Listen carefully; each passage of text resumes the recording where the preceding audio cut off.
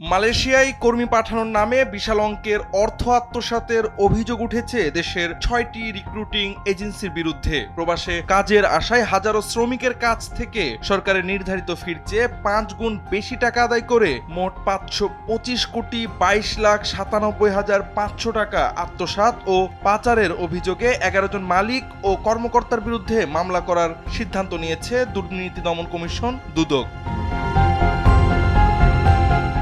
দুদকের মহাপরিচালক মোহাম্মদ আক্তার হোসেন জানান, ৩১,৩৩১ জন কর্মীর কাছ থেকে ৭৮,৯৯০ টাকার পরিবর্তে অতিরিক্ত টাকা নেওয়া হয়েছে। এ অভিযোগের ভিত্তিতে গত মঙ্গলবার কমিশনের বৈঠকে ৬টি মামলা অনুমোদন পায়। প্রথম মামলায় আসামি করা হচ্ছে মেসার্স আমিন ট্যুরস অ্যান্ড ট্রাভেলসের মালিক রুহুল আমিনকে। প্রতিষ্ঠানটি ৭,৪৩০ জনের কাছ থেকে ১২৪ কোটি ৪৫,২৫,০০০ টাকা অতিরিক্ত নিয়েছে। দ্বিতীয় মামলায় মেরিট ট্রেড ইন্টারন্যাশনাল লিমিটেডের চেয়ারম্যান ও ডিবেট ফর ডেমোক্রেসির চেয়ারম্যান হাসান আহমেদ চৌধুরী কিরণকে আসামি করা হয়েছে। তার প্রতিষ্ঠানের বিরুদ্ধে ৩,৪৮৯ জনের কাছ থেকে ৯৮ কোটি ৪৪,০৭,৫০০ টাকা নেওয়ার অভিযোগ রয়েছে।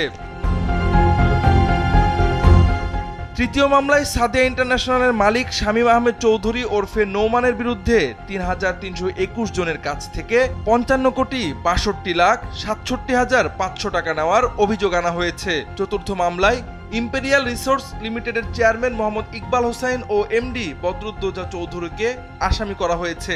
প্রতিষ্ঠানটি ৮,১০১ জনের কাছ থেকে ১৩৫ কোটি ৬৯,১৭,৫০০ টাকা আদায় করেছে বলে অভিযোগে উল্লেখ আছে।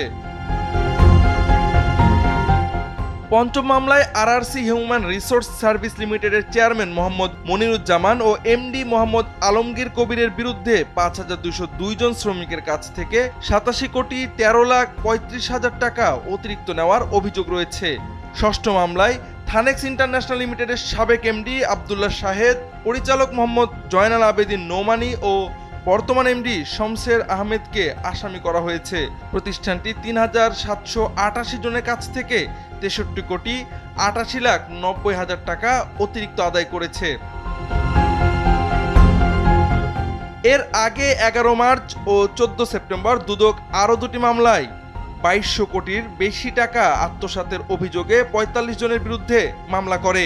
দীর্ঘদিনের অনিয়ম ও সিন্ডিকেটের কারণেই ২০১৮ সালে বাংলাদেশ থেকে শ্রমিক নেওয়া বন্ধ করেছিল মালয়েশিয়া।